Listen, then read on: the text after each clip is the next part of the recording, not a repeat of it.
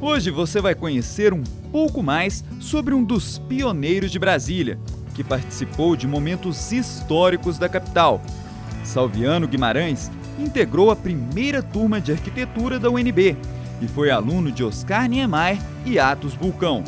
Ele se formou em 1967 e depois chegou a trabalhar em grandes projetos dos professores. Neste episódio, será possível acompanhar uma parte da trajetória de Salviano e da família Guimarães, e assim entender como esse nome ficou marcado em outras áreas do Distrito Federal.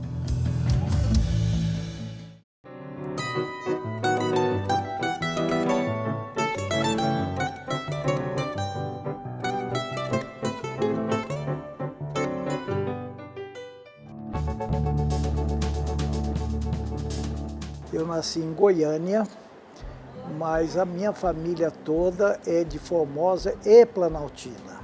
Minha mãe nasceu em Planaltina, na casa onde hoje é o museu. E eu, por conta dessa origem, eu fui batizado em Planaltina, no Morro da Capelinha, no dia 8 de agosto de 1943, quando houve a inauguração de uma capela construída por minha avó, Olívia Campos Guimarães, em agradecimento a Nossa Senhora de Fátima por uma promessa que ela havia feito pela cura da minha mãe. Ela mandou edificar essa capela, eu tenho fotografias da capela, e o mais importante é que ela mandou vir de Portugal uma imagem de Fátima, exatamente de Fátima, uma imagem de Nossa Senhora de Fátima.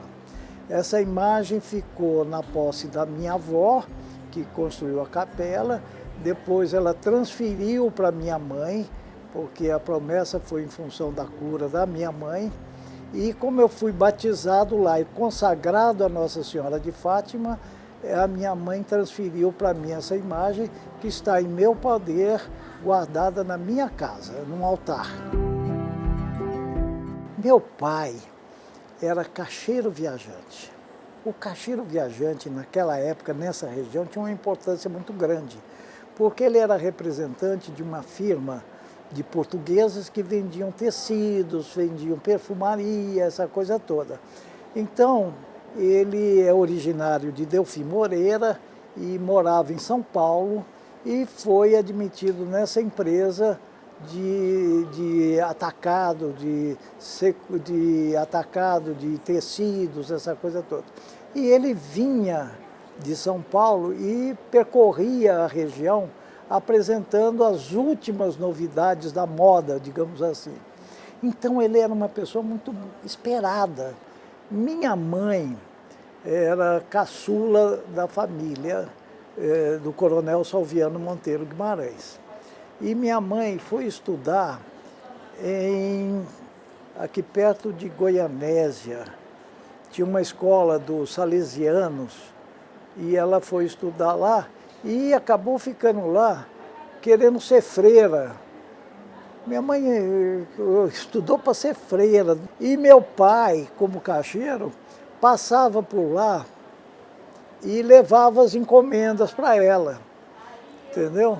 E minha mãe, eu posso dizer, sem errar, minha mãe era uma mulher muito bonita. Mesmo depois de uma certa idade, ela permaneceu muito bonita. E, evidentemente, meu pai, a beleza apaixona a gente, né? Meu pai se apaixonou para ela, e eu mexia com ela. Meu pai tirou a senhora do convento, né? Então, carmelita, as carmelitas. E aí ela saiu do convento, voltou para Planaltina e começou a namorar com meu pai. E aí eles se casaram em 1941, na igrejinha antiga de Planaltina, na capela de São Sebastião, que é a igrejinha tradicional e antiga de Planaltina. E aí vai um detalhe, eu me casei nessa mesma igreja.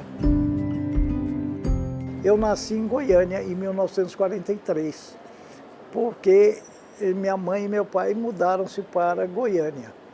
né? Porque lá ele fazia, vamos dizer, a superintendência das vendas, né?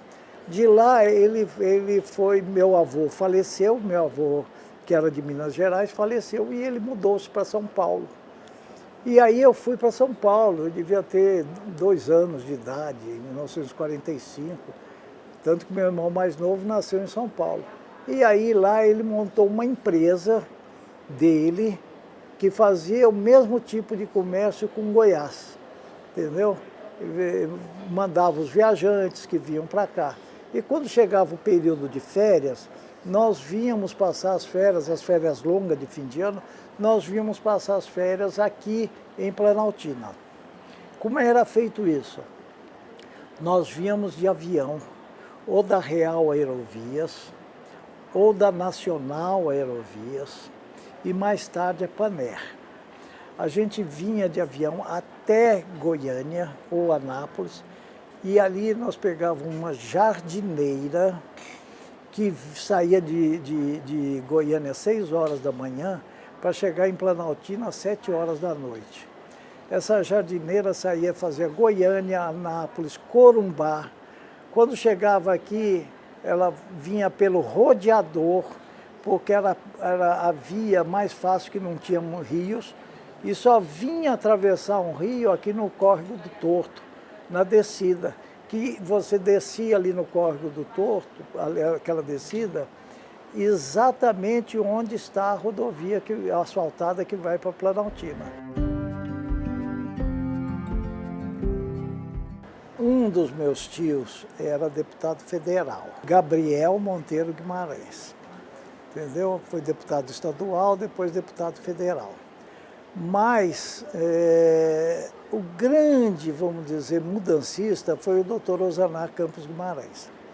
Osaná Campos Guimarães nasceu em 1905 e foi, como meu avô mandava todos os filhos estudarem em São Paulo e no Rio, ele foi para São Paulo e fez a Faculdade de Medicina da Praia Vermelha. Formou-se em 1929. Quando ele formou-se, minha avó morava com ele lá. A minha avó disse assim: ó, Osaná, agora você está formado, eu vou voltar para a minha terra. Eu não quero ficar aqui. E ela tinha um problema sério de coração, que lá no Rio era melhor para ela. E o doutor Osana estava se especializando em cardiologia. Aí ele disse: não, mãe, se a senhora vai voltar para Planaltina, eu vou junto. Eu não vou deixar a senhora sem assistência médica. E veio para cá com ela. E aqui ele começou a exercer a profissão de médico. Então ele atendia todo mundo. Só que havia aí uma coisa interessante. A maioria das pessoas da cidade eram parentes dele. Ele não cobrava consulta, nem o atendimento. E ele tinha um consultório, ele ficava na porta do consultório e via, vamos dizer, um peão, assim, uma pessoa mais humilde passar, trazendo um carpado, trazendo um cacho de banana, né? E passava na porta da casa dele, do consultório, e voltava. E voltava para fazer consulta. Ele falou assim: puxa vida, esse sujeito foi vender o que tinha para me pagar. Aí ele não cobrava a consulta, nem o tratamento. Então, acabou sendo um médico mais sacerdote do que médico, porque ele nunca cobrou consulta de ninguém. Por conta disso, ele passou a ser uma pessoa muito querida na sociedade e fizeram dele o prefeito, que era o intendente municipal. Aí ele começou a exercer também cargo público. De intendente municipal, ele foi convidado para ser secretário de Finanças do governo de Goiás, né? De secretário, ele foi eleito vice-governador de Goiás. E em 1947, 48, o presidente da República, Eurico Gaspar Dutra, designou o general Djalma Poli Coelho para vir aqui para fazer uma revisão e confirmar o quadrilátero cruz. Porque o Dutra já entendia que devia ser mudada a capital, entendeu? Não é? Aí vale um parêntese. um parênteses importante, que pouca gente sabe ou fala. A mudança da capital da República e a sua consolidação se deveu muito aos militares, desde a época do Império, porque os militares é que entendiam que estava sob a responsabilidade deles a proteção do imperador, que era muito vulnerável no Rio de Janeiro, às invasões francesas, então precisava proteger o imperador. Tanto que essa mudança foi ventilada para ir ou para o Amazonas, para o interior lá do Rio Amazonas, ou para o interior. E aí os portugueses acharam que a melhor posição era no interior do país, porque pegava norte, sul, né? E aí veio todo o processo de ocupação. Até que veio a República. Quando vem a República, é criada a comissão do Cruz, né? Um dos primeiros atos da Constituição da República, se não me engano o artigo 3º, né, determina que a capital seja localizado no interior do país. Aí eles mandam o Cruz. O Cruz era um engenheiro belga, né, e que veio para assessorar Dom Pedro II, né, na criação dos serviços de astronomia, do serviço de... Então ele vem para esta região. Quando ele vem para esta região, que o Van Hagen lá atrás já havia dito que o melhor local para a implantação seria no interior do país, e ele tem um livrinho muito importante que se chama Capital Litorânea ou Interior. E nesse livrinho ele faz um simbolismo em que ele diz assim: a capital, o centro do país, o Planalto Central, é como o coração para o ser humano, porque daí é que nascem as águas que irrigam o país, como o coração, ao pulsar, irriga o corpo humano, entendeu? Então ele faz essa comparação. Então aí isso ficou na cabeça dos militares. E aí o governo militar republicano cria a Comissão Cruz, chefiada por um militar, embora belga, para vir determinar e demarcar uma área para a futura capital, cumprindo a determinação constitucional. E o Cruz vem para cá. Essa área aqui, onde hoje está a água mineral, ali o Cruz montou o seu acampamento principal, né? Tanto que aquele córrego que passa ali passou a se chamar Córrego do Acampamento, né? Você vai lá na água mineral, pega o Córrego do Acampamento. Ali é que a missão Cruz se instalou, o acampamento principal.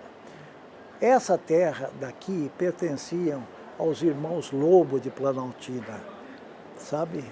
A Francisco e Herculano Lobo. E eles vieram dar as boas-vindas à Comissão Cruz. Você imagina, naquela época eles vieram montados em burro, de Planaltina até aqui, de terno. E aí eles vieram. Quando eles chegaram aí, o Cruz não estava no acampamento, estava fazendo prospecções. Mas eles foram recebidos por um comandante, e quando eles viram lá que estavam derrubando os buritis, que ali tem muito buriti, que o buriti está sempre junto das nascentes, estavam derrubando os buritis. Eles perguntaram para o comandante lá, para o rapaz que estava dizendo: escuta, por que vocês estão derrubando os buritis?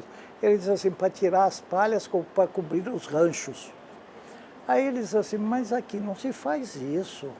Aqui a gente sobe no pé do buriti, corta as palhas, deixa o olho do buriti, porque ele brota, o ano que vem tem mais palha.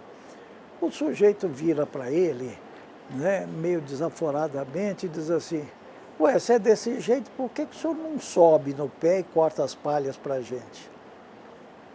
Isso para um líder aqui era uma ofensa, né? Então ele diz assim: olha, vocês não podem fazer isso. e eu vou embargar isso que vocês estão fazendo. Saiu daqui, foi para Goiás Velho e entrou lá na Justiça Federal em Goiás Velho, que era a capital, e entrou com uma ação pedindo indenização pelos buritis que eles haviam derrubado, entendeu? Esse processo subiu até o Supremo, ficou conhecido como os desmandos da Missão Cruz, que fez muita coisa boa, mas teve esse desmando e levou o nome do Cruz, que não tinha culpa de nada. E esse processo foi julgado em 1922. Um dos juízes do Supremo era Delfim Neto, que deu ganho de causa para eles. Deu ganho de causa e obrigou a União a indenizá-los, entendeu? Então foi o primeiro ato, vamos dizer, de defesa do meio ambiente a partir a partir de um cidadão, entendeu? Então essa é uma curiosidade que pouca gente sabe. Doutor Osana, o pai do doutor Osana, o Coronel Salviano Monteiro Guimarães, ele era um grande proprietário de terras aqui.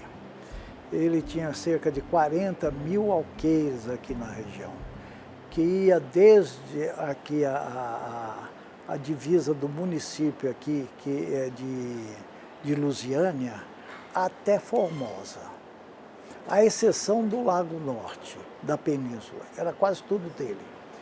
Hoje, onde está o plano piloto, pertencia a ele.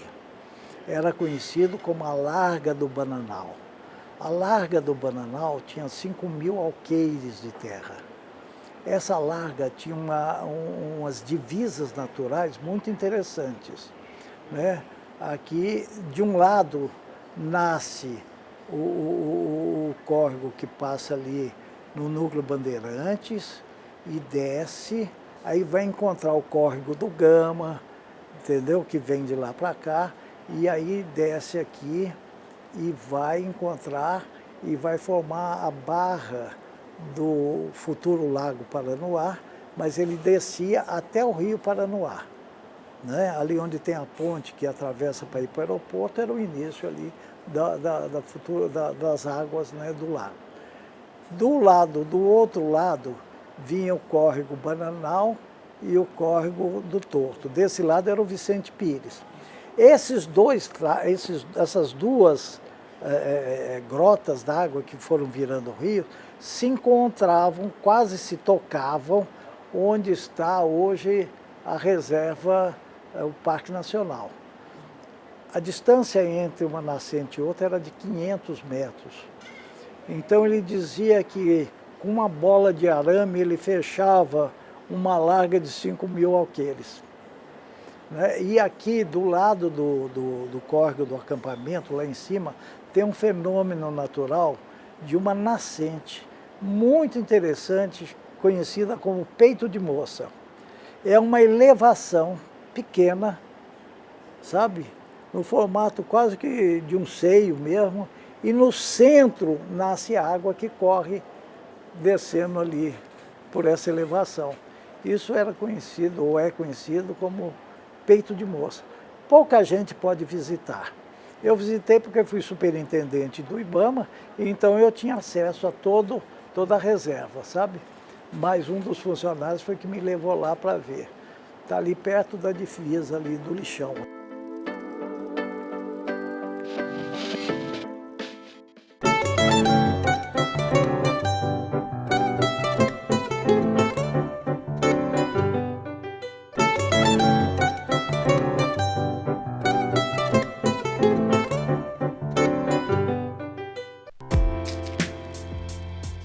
Aqui era intendente municipal de Planaltina. Nessa época, em 1922, quando foi instalada a pedra fundamental, Epitácio Pessoa, que instalou lá no Morro do Centenário a pedra fundamental, né? Em área cedida pelo meu avô para instalar lá. E aí, então, o intendente municipal chamava-se Deodato do Amaral Luili. Ele era agrimensor por profissão. E ele, por ser agrimensor, ele que fazia as medidas das fazendas, sabe? ele era contratado por todos os proprietários rurais, fazendeiros, para fazer a medida das suas propriedades. Então ele conhecia muito bem a topografia, o relevo do terreno. Em 1923, 24, depois da instalação, foi feito um movimento de que, para a capital vir para cá, teriam que construir uma cidade. Eu disse assim, como é que vem alguém para cá se não tem nada aqui? Em Planaltina não cabe ninguém. Então vamos construir uma cidade. E o Deodato do Amaral Luli, que tinha uma visão, vamos dizer, mais progressista, vamos dizer, ele falou assim, o único sítio que é possível construir uma cidade é a Larga do Bananal. Por quê? Ele, como agrimensor, conhecia a topografia. O que o levou a dizer que a Larga do Bananal era o melhor sítio? É porque nós estamos aqui a 1.100 metros, 1.100 e poucos metros de altura, aqui no Cruzeiro.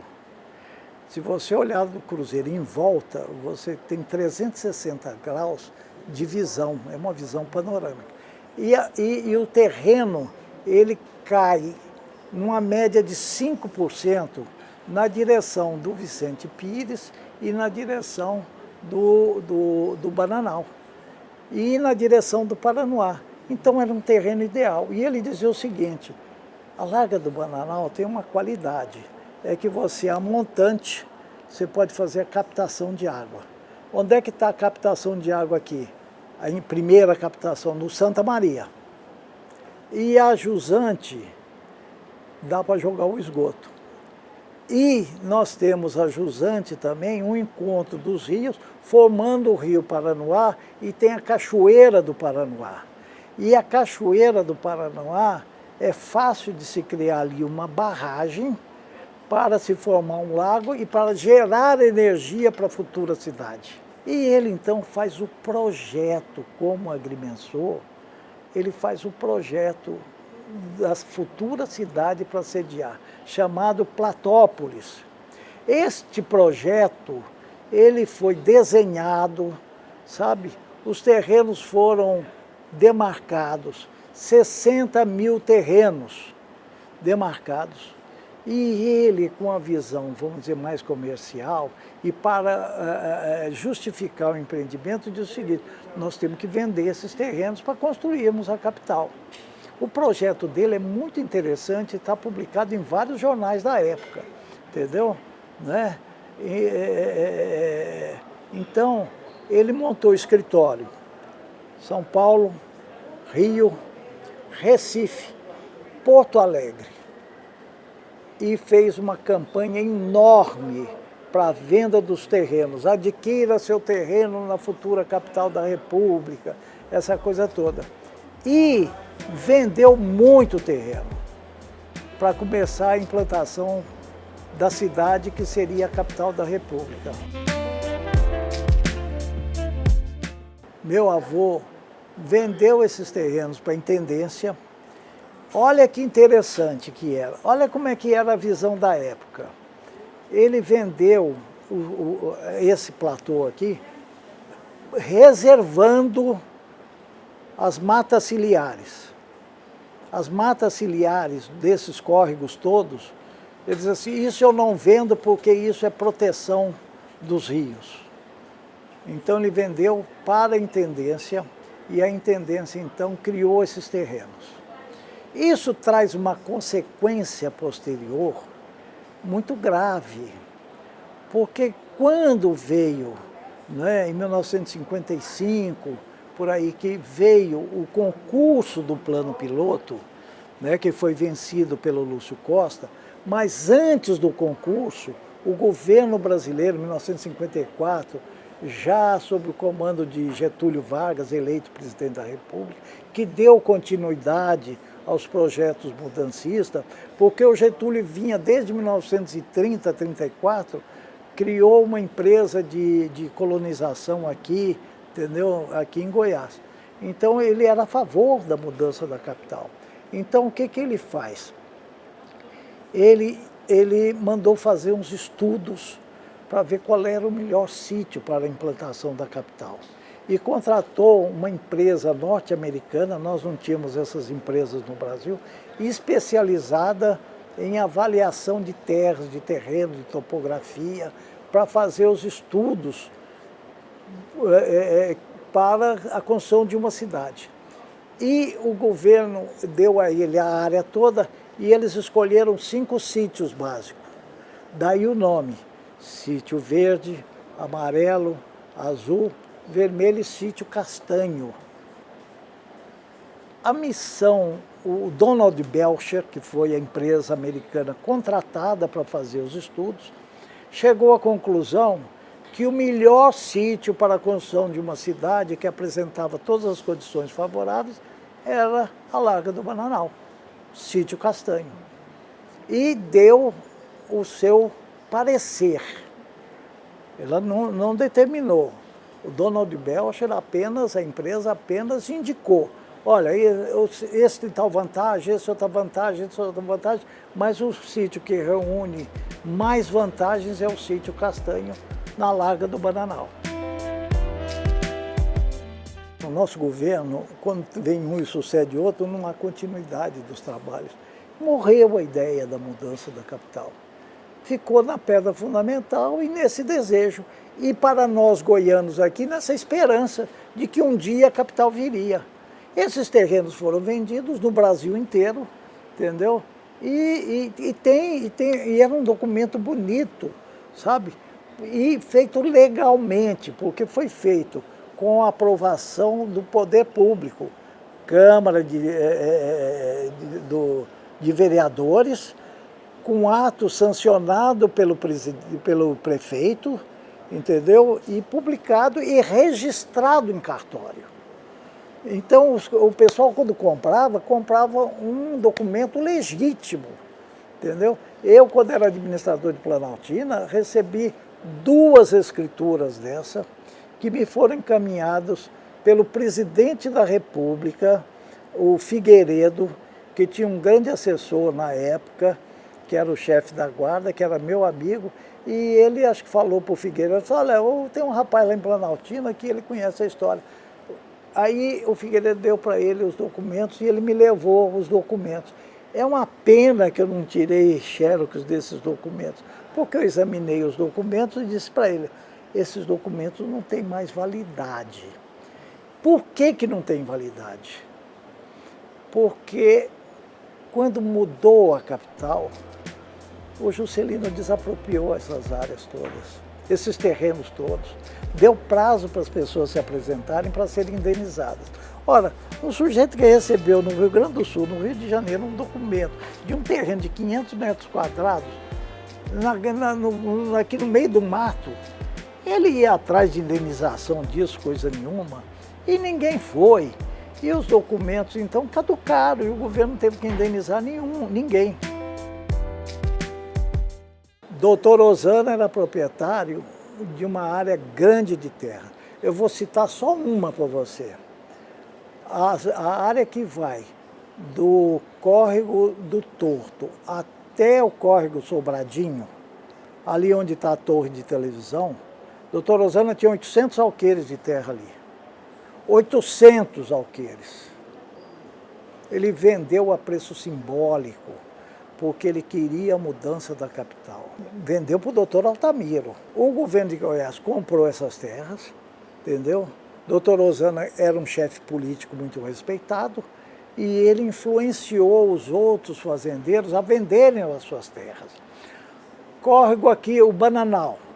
Aqui no Bananal tem uma área aqui que era da minha tia, que está dentro da reserva lá, dentro do Parque Nacional.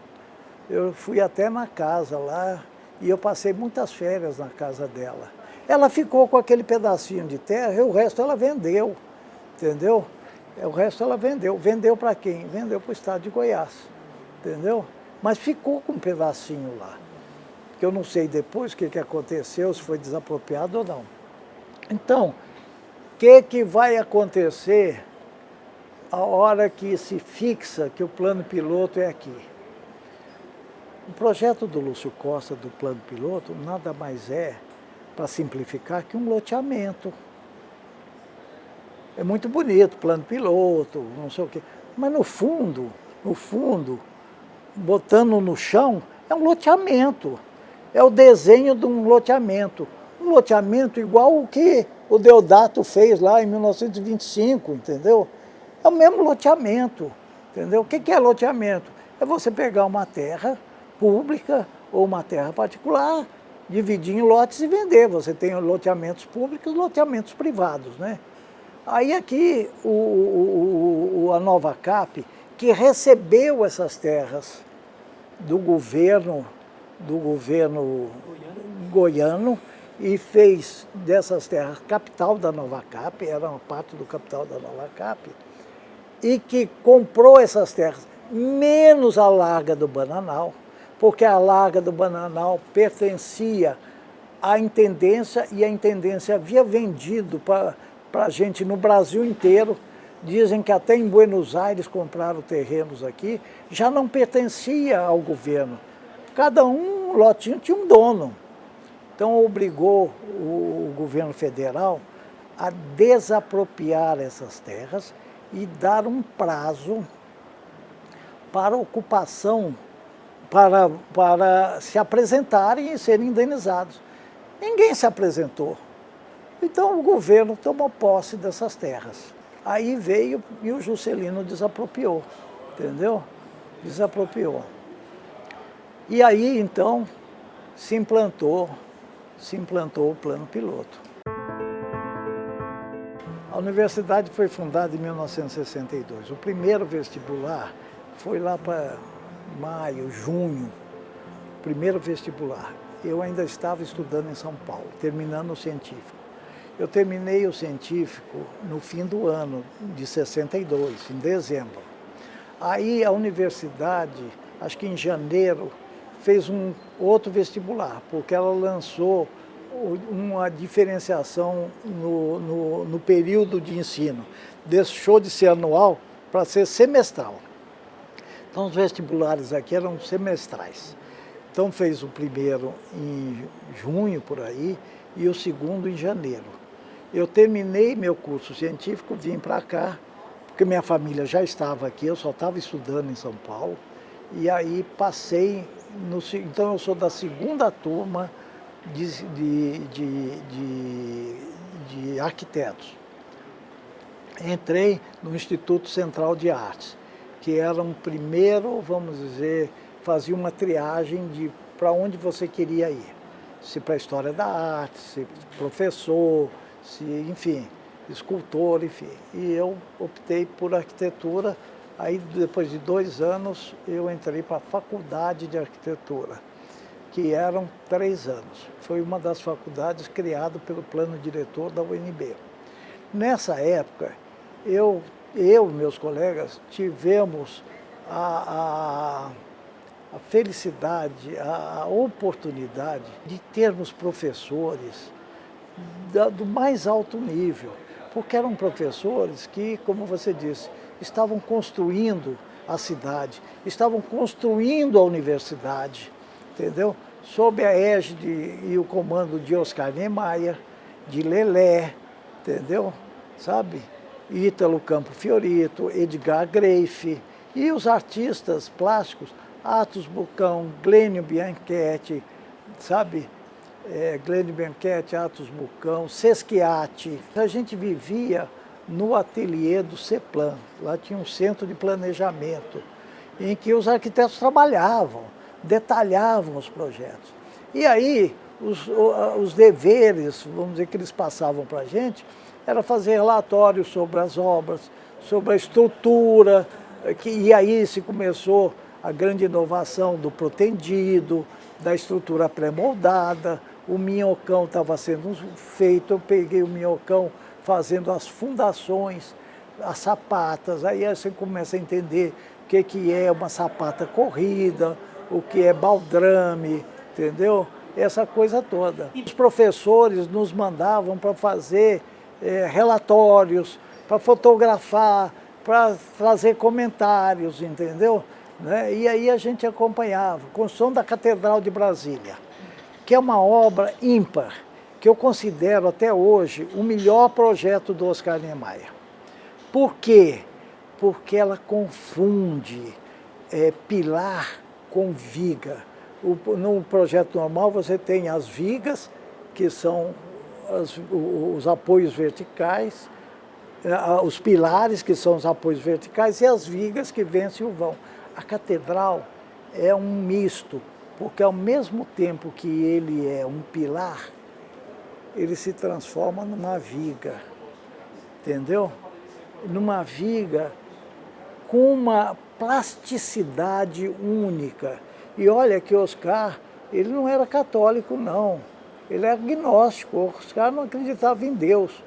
Mas ele foi capaz de sintetizar ali toda a concepção da religião. Quando ele faz os pilares subindo, é quase que uma louvação a Deus. E quando você entra na catedral, você passa por um túnel, como você estivesse mergulhando na terra, entendeu? Passa por um corredor escuro e quando você chega no templo, é aquela claridade, né? Vamos dizer, é a própria chegada do homem no céu, né? Passa pela terra que é obscura e chega no céu. Então, olha que concepção de cunho místico, religioso, de um sujeito que não acreditava em Deus.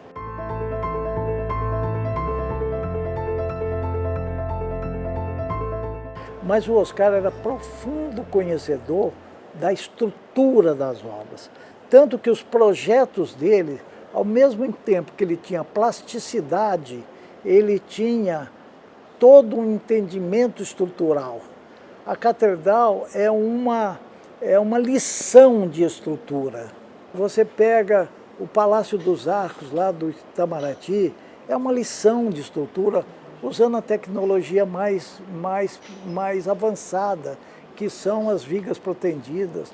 O Congresso Nacional, em que ele lança a bacia da Câmara dos Deputados, e o calculista dele era um poeta e engenheiro, Joaquim Cardoso, e ele teve que fazer um encontro ali da cúpula com o apoio embaixo, entendeu? Que você quase não percebe. Você acha que aquela cúpula ela está depositada, mas precisava encontrar o raio certo de acordo para que aquela estrutura não caísse, entendeu? Então é uma obra de arte. A estrutura do Palácio da Alvorada é uma revolução em termos de pilares. É a primeira vez que se rompe, vamos dizer, o clássico pilar grego, que foi uma grande invenção, que os romanos utilizaram e que depois a arquitetura neoclássica copiou, entendeu? Mas nunca houve uma mudança de forma, de fato, a não ser com Oscar Niemeyer, quando lança o projeto de estrutura, não estou falando de plástica não, de estrutura do Palácio da Alvorada, do Palácio do Planalto e da Suprema Corte.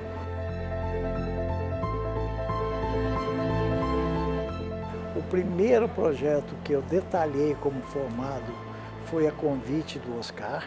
Eu tinha uma relação muito boa com meus professores, o Oscar, o Lelé, entendeu? O Atos Bucão, Sesquiati, Glênio Bianchetti, entendeu? Com todos esses grandes arquitetos, eu sempre tive uma relação. Sabe por quê? Naquela época, as aulas começavam às 7h30 da manhã e iam até... 7h30 não, 7 horas da manhã. Iam até o meio-dia. Meio-dia tinha o almoço lá no campus. E não tinha aula à tarde. Mas eu ficava no campus, porque eu não tinha o que fazer fora do campus.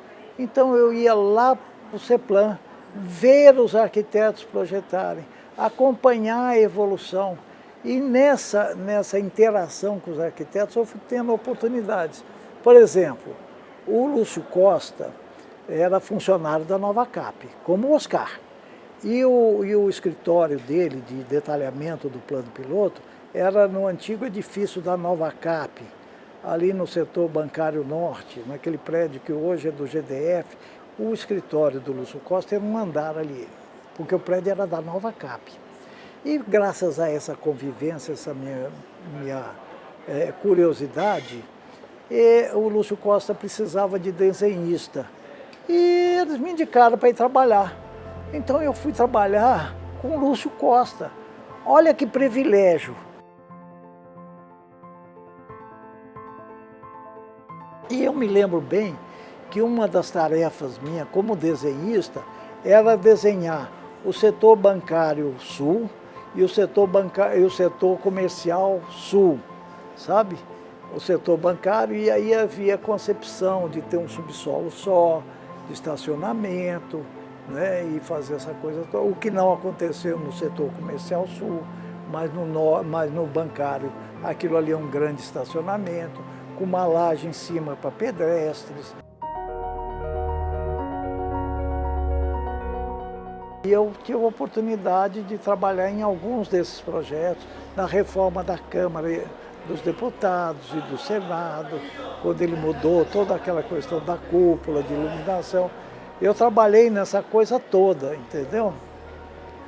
Então, eu fiquei trabalhando com Oscar durante algum tempo, até que o Costa Silva morre, vem a junta militar, o triunvirato. Oscar tinha o escritório dele era no Ministério da Saúde, em frente do Itamaraty. O Itamaraty estava sendo construído, né? E dali ele acompanhava. Mas era um escritório da Nova Cap, porque ele não cobrou o projeto, ele trabalhava para a Nova Cap. Ele nunca cobrou um projeto de Brasil. Você imagina se o governo tivesse que pagar os projetos? Ele ia ficar bilionário, né? Porque cada projeto desse valia uma fortuna. Ele trabalhou como assalariado da Nova Cap. Olha o desprendimento desse homem. Então a junta militar resolveu expulsá-lo de lá. Aqui não é local de escritório de arquitetura, não. E ele saiu de lá. Onde é que ele foi trabalhar? Na minha casa.